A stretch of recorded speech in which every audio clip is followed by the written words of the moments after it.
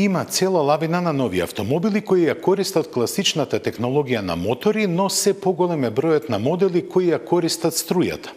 Во тек на летните месеци ауто без жирито во околината на Барселона, но и на патеката Каталунја подвргна на тест на потрошувачка 10 електрични возила. Но за тоа во рубриката Тест, а дотаму ке стигнеме преку колажот на новитети. Ваше е само да се опуштите и да уживате во содржините кои ги подготвивме.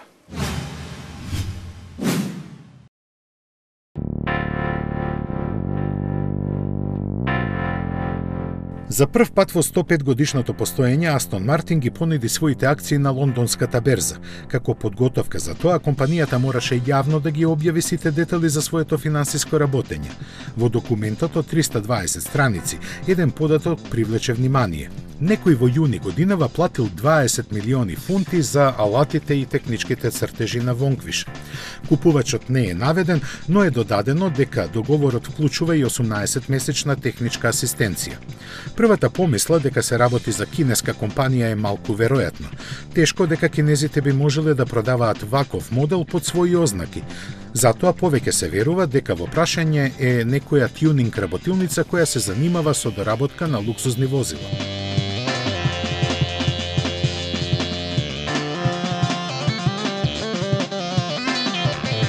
Во овој бизнис во Европа постојат повеќе ценети имиња, но едно се издвојува.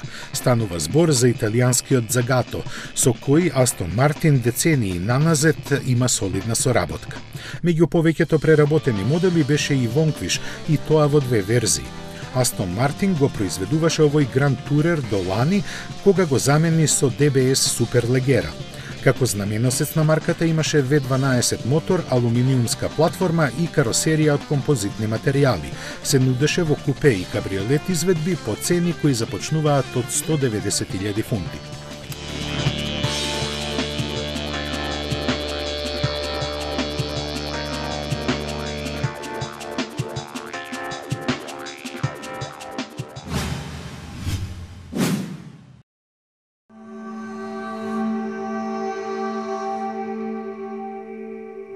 Зимата доближува, но за скијачите е рано. Тие уште ќе мора да чекаат на првиот снег. За наутичарите пак никогаш не е доцна. Се што нив им треба се морските широчини и нешто вакво. Класифициран како јахта, иако во основа е глисер, моделот C38 е еден од најпопуларните на италијанскиот производител Sesa Marine. Наменет е за викенд уживање на помали друштва, на кои на располагање им стојат две кабини. Вонбродските мотори со 760 конски сили му обезбедуваат максимална брзина од 67 км на час, а резервоарите од 900 литри гориво доволна автономија за крајбрежни крстарења. Слични карактеристики има и нешто поголемиот C44, додека новиот C54 се издвојува од нив. Двојно е помеќен и располага со повеќе луксус, кој сепак најмногу доаѓа со моделот C68. Неговата должина од 21 метар овозможи додавање на голема задна палуба, а 5 кабини удобно сместување на 14 лица. Располага со 2700 конски сили и иновативен пропулзивен систем од Volvo Penta. Тежи 30 тони, а во неговата изработка се употребени 18 различни видови дрво. Интересен факт за Sesa Marine е дека бродоградилиштето им се наоѓа во Бергамо, на повеќе од 200 километри од најблискиот морски брег. Оваа компанија во своите 60 години постоење има направено преку 20.000 пловила.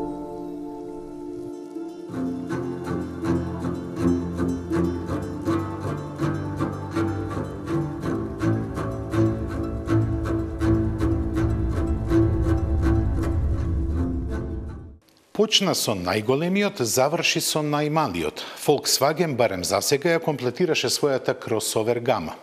Нејзиниот најнов член, T-Cross, истовремено беше представен на 3 локации широм светот, во Амстердам, Сао Пауло и Шангај. На тој начин германците јасно ги покажа амбициите што ги има со овој модел за кој се зборуваше долго време.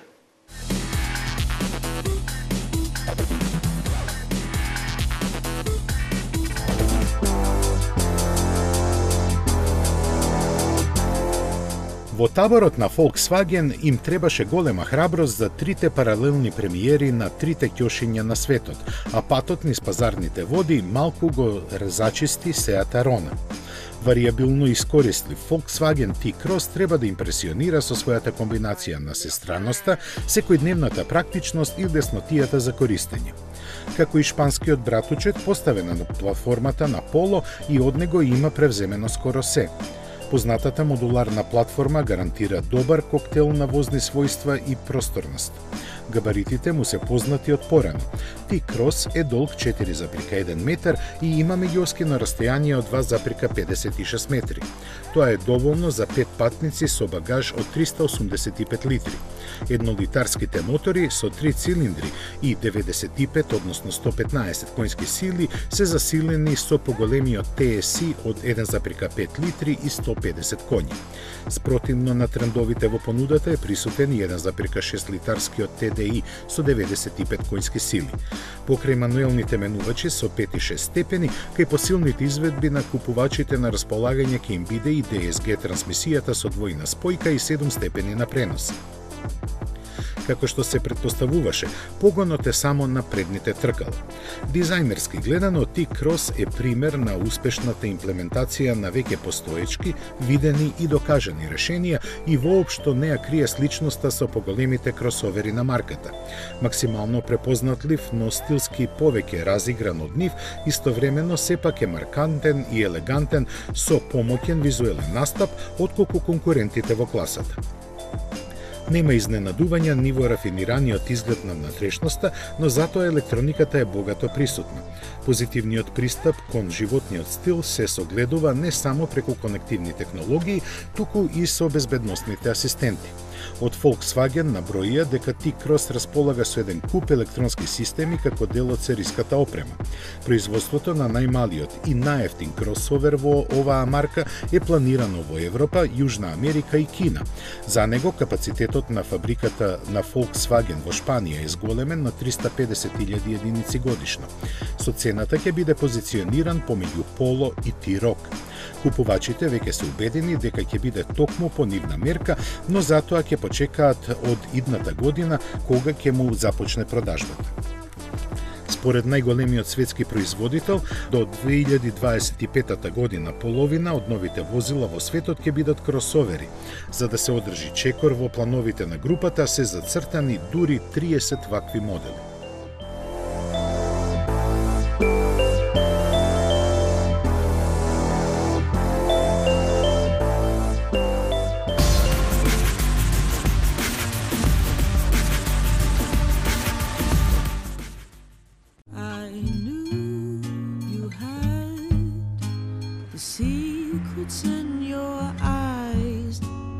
Get on this ride, you can say what you like, but we won't get this chance again.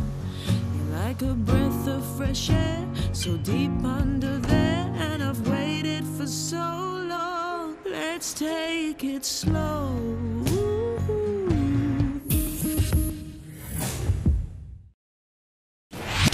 Метрополис, број 1 радиомрежа. Ова е новата А-класа. Како и секој друг автомобил, има екран, но можете да го направите да изгледа вака или можеби вака. Одлично изгледа. Вака се контролираат функциите. Hey Mercedes, it's getting hot in here. I have set the temperature to 21 degrees. Hey Mercedes, play me some hip hop. Hey Mercedes, get in touch with mom. Calling mom. Guess who's on social media? Новата А-класа. Тоа сум јас.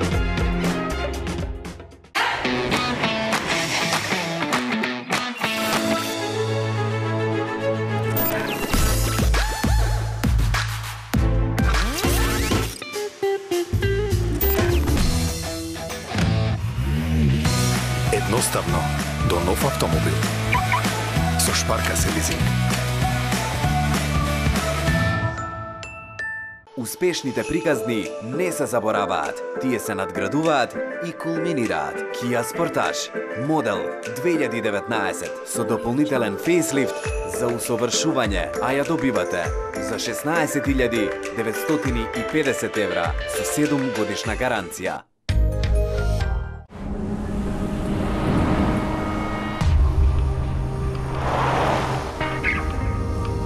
Text Eva. I miss you.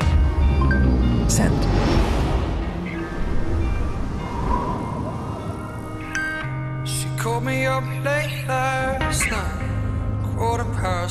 Ви ја представуваме целосно новата Ford Fiesta. Веќе од 109 евра месечна рата. Природата не простува компромиси. Таа ја создава само најдобрата можна комбинација. Моćниот дизајн на Карок е создаден за најтешки услови, а неговиот изглед го презентира со самоуверена елеганција.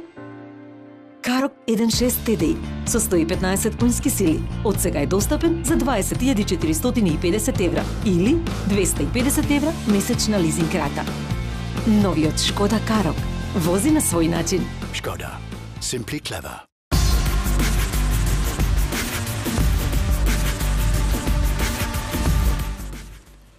Покрај електричниот погон кај новите автомобили, голема улога ќе играат конективните технологии. Тоа е императив за секој производител, а не се жалат ресурсите за остварување на таа цел.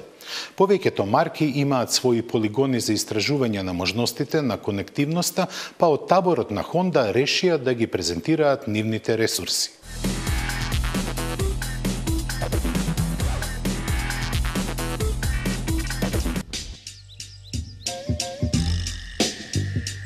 Во едно мало градче во американската држава Охајо, Honda ја представи својата визија за тоа како ќе се одвива сообраќајот во иднината.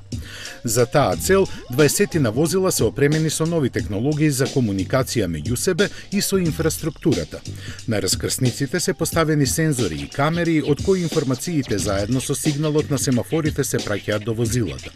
Софтверот во нив ги обработува во панорамска слика, која на возачите им го покажува сообраќајот на кој наидуваат.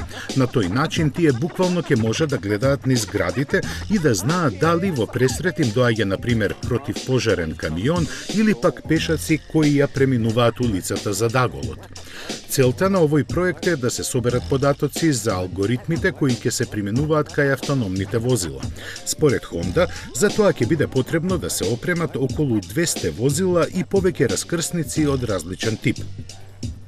Овие технологии во поедноставена форма ќе може да се користат и кај обичните автомобили за навремено предупредување на возачите.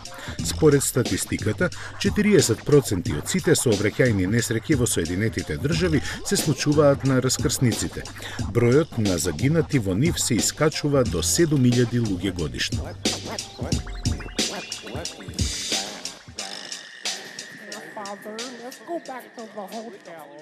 Opel со засилено темпо продолжува со моделската офанзива, исполнувајќи го планот кој предвидува возила повеќе прилагодени на потребите на потрошувачите. Новата гама треба да ги задоволи и построгите еколошки норми, но и да обезбеди одржлива и успешна иднина за компанијата и нејзината дилерска мрежа. Така, од почетокот на идната до крајот на 2020 година ќе бидат представени 8 нови или освежени модели.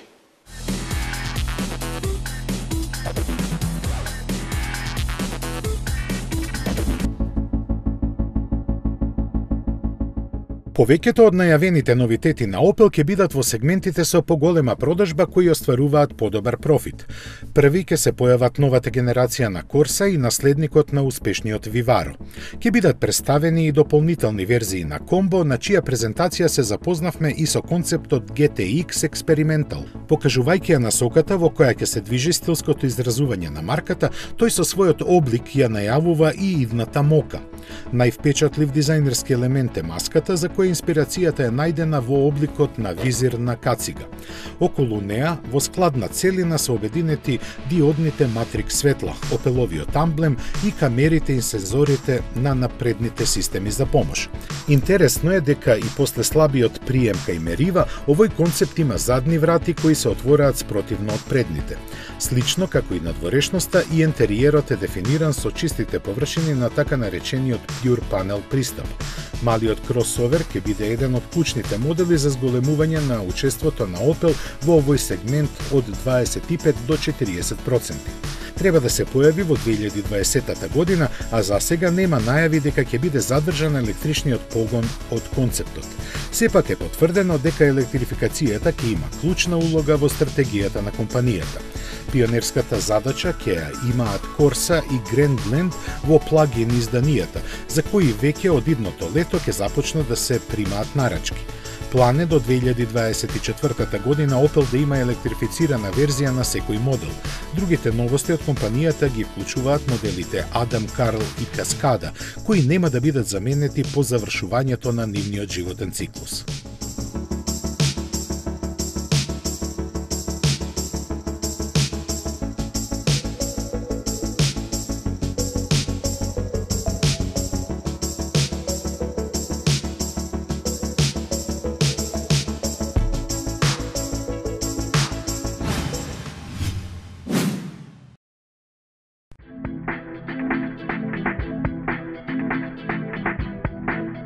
Немајки со што друго да се пофали, Cadillac гордо објави дека големиот Escalade го прославува својот 20-ти роден ден. Настанат со замисла да им се спротистави на европските премиум теренци, тој представува прв обид на Cadillac за влез во овој популарен сегмент. Беше конструиран на основа на најробусните модели на General Motors, од кои наследи доста механика.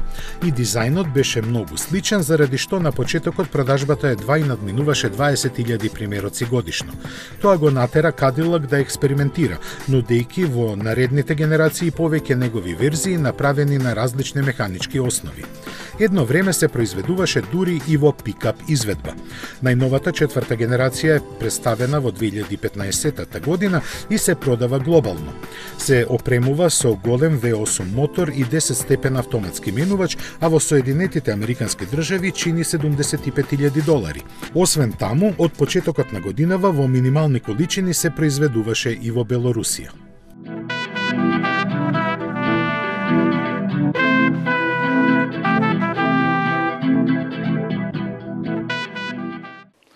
Не беше главна премиера, но беше голема атракција. Современата реинкарнација на сребрената стрела на Мерцедес од славните тркачки времиња на марката, како магнет ги привлекуваше погледите на посетителите на салонот во Париз. Подготвена е наменски да ги демонстрира достигнувањата, а во технологиите, пред се електриката.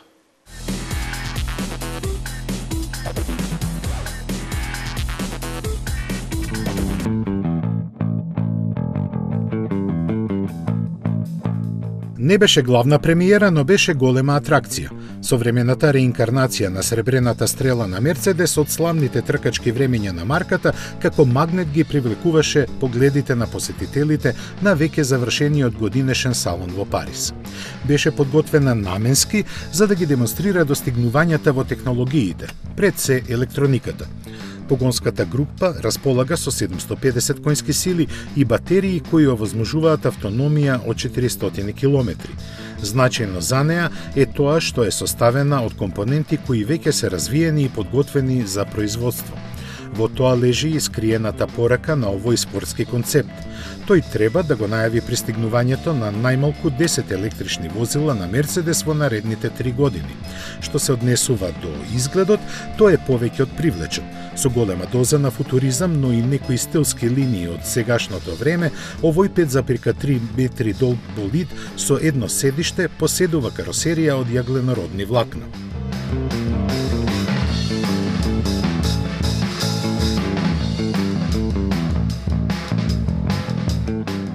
Делумно покриените тркала се од 24 и 26 инчи, а за аеродинамиката придонесува и активниот заден спойлер. Дел од опремата во внатрешноста исто така се среќава кај денешните модели на марката. За некакво производство на овој атрактивен концепт нема ниту збор од Мерцедес.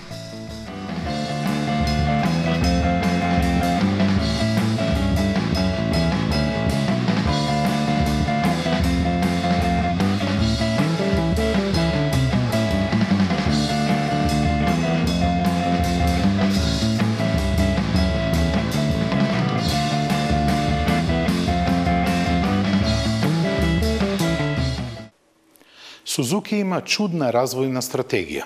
Si sledi sopstven pат na koji od vreme na vreme ke zastane za da vidi do kade se drugite i ke trgne vo поинаква насока. Ако не успее, никому ништо. Но кога ќе успее, остава деценијски траги во автомобилската индустрија. Така се случи со малиот Jimny, кој во својот оригинален облик се појави во 1970 година.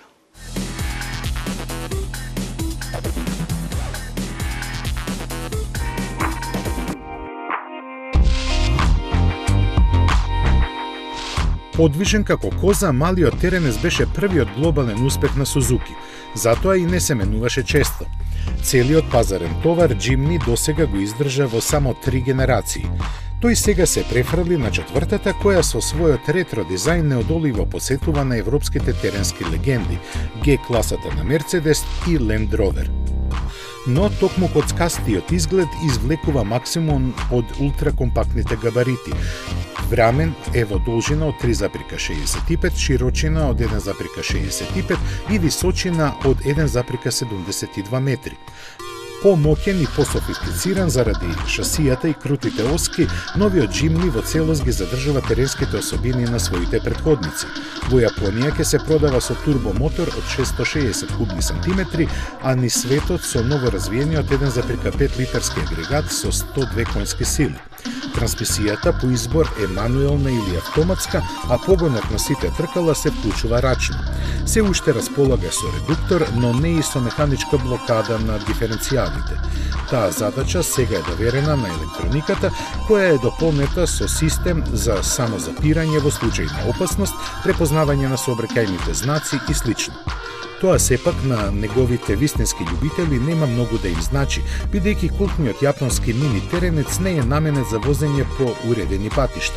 На автопат ќе постигне максимални 145 км на час, но затоа ќе искачи у горница како никој друг од денешно време. Во каросеријата едва има место за 4 лица, а во багажникот собира 377 литри, но само со соборени задни седишта. Сузуки досега од Jimny и неговите претходници има продадено 2,85 милиони примероци во 194 земји низ светот. Цената на неговата четврта генерација во Германија започнува од 18.000 евра.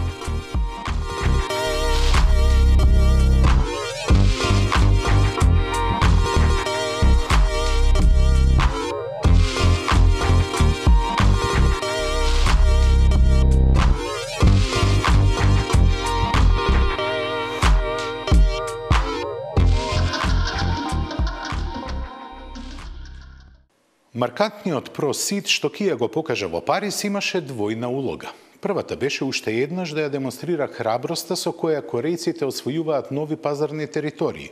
Втората пак да го сврти вниманието кон Ceed токму во моментот кога започнува продажбата на неговата трета генерација. Pro Ceed во првото без сомнение успеа, а за второто не ни мораше да се труди. Компактниот аудут на Kia поседува доволно аргументи сам да ги плени купувачите.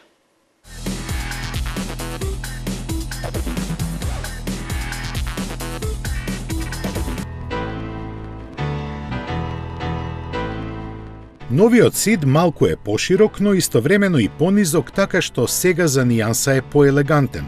Препознатливоста во целост е задржана, а стилските детали го направија помодерен. Привлечноста продолжува во внатрешноста каде доминираат смирените линии. Kia Ceed во својата хеджбек верзија располага со багажник од сосема доволни 395 литри, кои кај караванот нараснуваат на 625. Како и досега, опремата е повеќе од солидна за цената која во Македонија започнува од 14.000 евра. На почетокот Ceed ќе биде на располагање со 4 погонски единици. Помалиот бензинец е 1 литарски со 120 коњи. Поголемиот 1,4 литарски мотор доаѓа во атмосферска и турбо изведба со 100 и 140 коњски сили. Дизелот е од 1,6 литри со 136 коњи, а понудата ќе биде збогатена со GT верзија со моќни 210 коњски сили.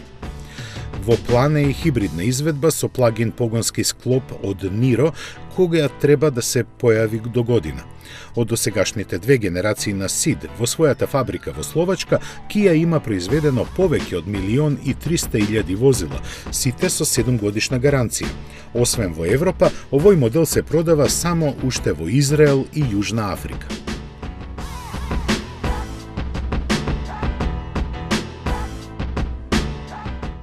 Електричните возила веќе се секојдневност, но купувачите се уште резервирано гледаат на нив.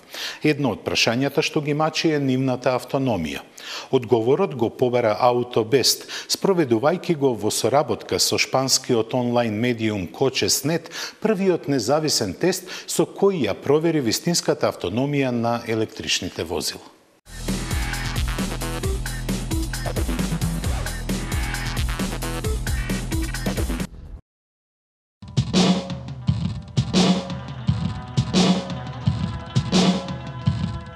Професионалните автоновинари на најголемото европско жири возеа 10 електрични возила достапни во Европа, сите со декларирани повеќе од 200 км автономија според WLTP нормите.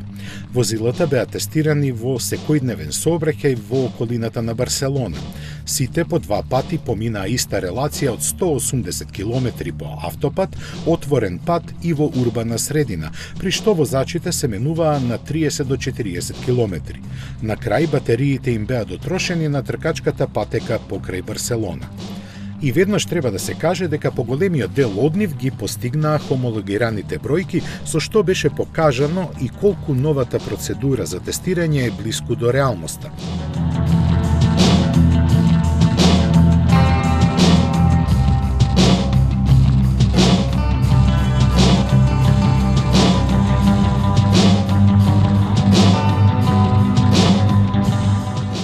Треба да се истакне и тоа дека 4 од тестираните модели надминаа 300 км, што е извонредно со оглед на дневните патувања на европските возачи.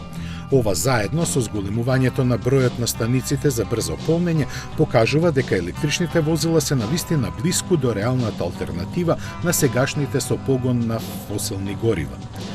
Во тоа најмногу има достигнато Тесла, чии модел S и модел X поминаа повеќе од 400 км со едно полнење на батериите.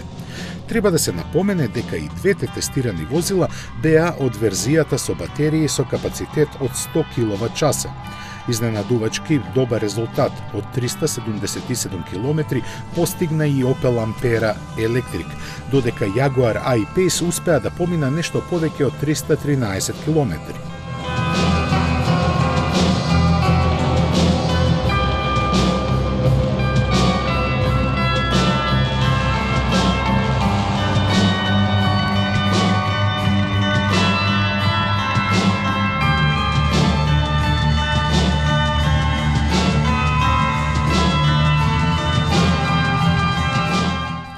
Овој модел беше единствениот на тестот кој не беше од сериско производство, туку прототип без последната развојна еволуција.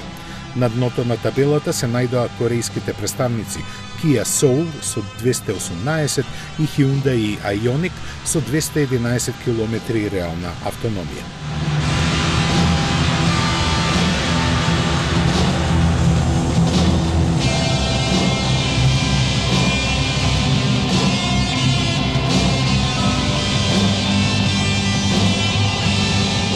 Со овој настан AutoBest воведе два нови индекси посветени на електричните возила. Првиот го представува процентот на реалната автономија наспроти хомологираната. Вториот пак се фокусира на ефикасноста на батериите и укажува на потрошувачката на струја. Со нив, AutoBest дава нова перспектива за електричните автомобили, со која тие веќе реално може да се споредуваат меѓу себе. Во поглед на првиот индекс, како најефикасни се покажаа Kia Soul, Volkswagen Golf Electronic, Hyundai Ioniq и BMW i3. Тие ги надминаа нивните официјално објавени автономии. Kia Soul за дури 18%. Ниту другите не поминаа лошо, бидејќи повеќето од нив постигнаа резултат подобар од 90%. Најслаби беа Jaguar I-Pace со 65 и Nissan Leaf со постигнати 80% од декларираната автономија.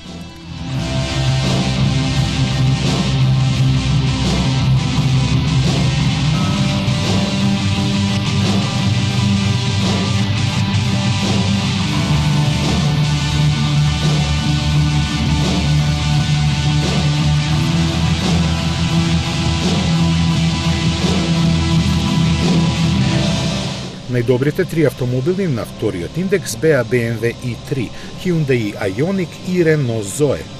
Нивните батерии се покажаа најефикасни, додека пак разочараа Jaguar и моделите на Tesla. Тука вреди да се напомени и тоа дека Ioniq и електричниот Golf се најекономичните електрични возила меѓу тестираните, со потрошувачка нешто повеќе од 12 киловат-часови на 100 километри. Најлошите бројки повторно ги забележаа Jaguar и Tesla, чија потрошувачка на струја, која се движеше помеѓу 20,6 и 27,5 киловат-часа на 100 километри. Иако ова не беше тест за максималната автономија, резултатите од него верно покажуваат колку потенцијалните купувачи може да очекуваат. Од Auto-Best истакна дека во иднина ќе работат на подобрување на процедурата за тестирање со цел подобро да се согледаат електричните возила од сите аспекти.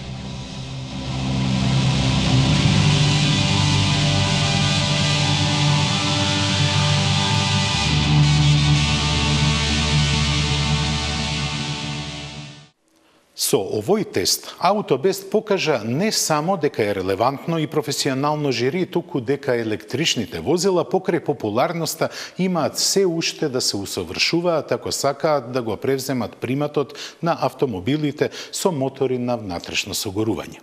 Се разбира, ние сме тука реално да ги оцениме, но и поддржиме напредните технологии.